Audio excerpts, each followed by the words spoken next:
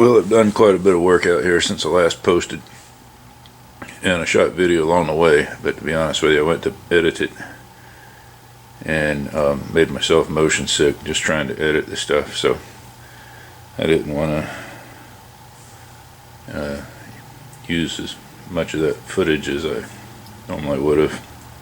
I'm a pretty bad videographer. But anyway, I'll just back up and show you the things I've done. The first thing so this is the rear quarter. You may have noticed on my last video when I drilled the hole for this filler neck. This piece was moving in and out in relation to this piece. I had it welded on both ends, you know, up here at the door post and back there at the cab corner. It's all welded in, but this center seam, middle seam down between the upper and lower quarter panels is in a very tight spot to weld, especially once it's on the truck, and you kind of need to leave it separate so you can get your contours right back here at the back. This contour and this contour needs to be correct. And so what I did, the solution I came up with, I kind of like actually. I used not seam sealer, but panel bond in between the two panels there. There's like a pinch weld area lip, and I put tuck screws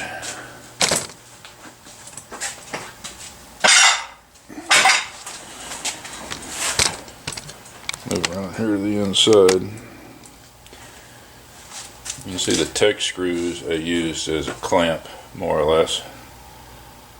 I was originally going to weld in here. I've got holes all along through there.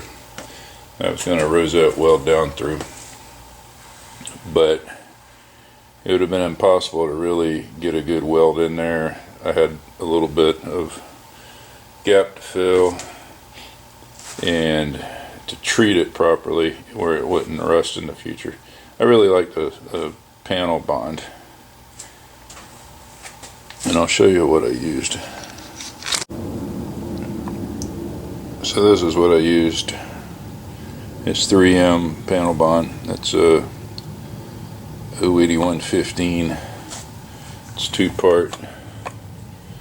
You have to use a special little caulk type gun, and then this is a mixing nozzle, goes on the end, and it swirls the product around and mixes the two parts together.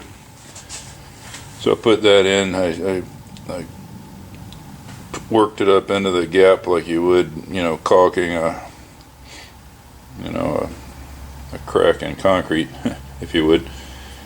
And then I took those tuck screws, pulled them down, clamped it together, and then I just took a little body filler spreader on the outside and smoothed it all. I had some squeeze out, smoothed it all off, but either way it cleaned up pretty easy. I still need to sand it, but it's sandable.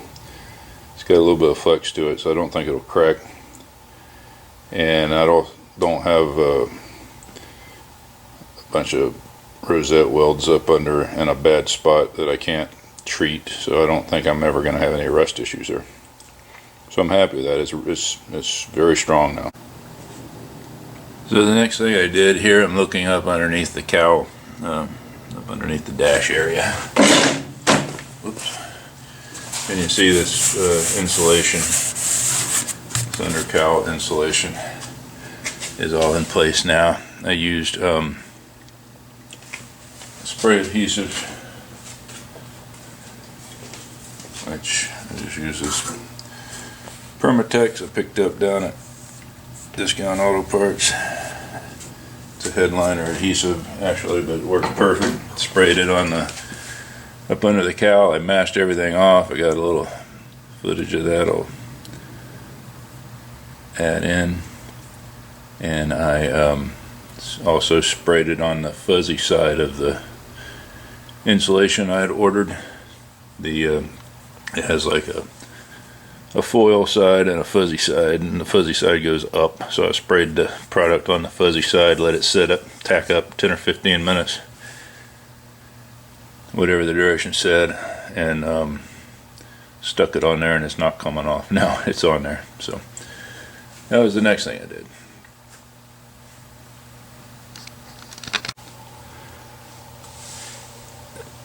So the next step in the process, I decided I wanted to be able to drive this thing in and out of the shop. Right now, if I want it out, if I want to move, I have to push it out. I was having to steer it by grabbing the tires and kicking the tires in the right direction, that kind of thing. So as you can see, I put the steering column back in. I connected the linkage up to the steering box. I connect the pitman arm back up at the bottom of the steering box. I've installed the brake brackets, brake and clutch bracket if you've got a standard transmission. I still need to install the pedals, and then after all that was done, I installed the firewall insulation, and you see that there in place. This molded ABS has got insulation on the back side of it. It's held in with some rubber plugs plus accessories that bolt through it. The gas pedal bolts through it and holds it in. It goes around the brake bracket. The little rubber plugs will drive you nuts trying to get them in there. And there, the light finally died, but that's okay.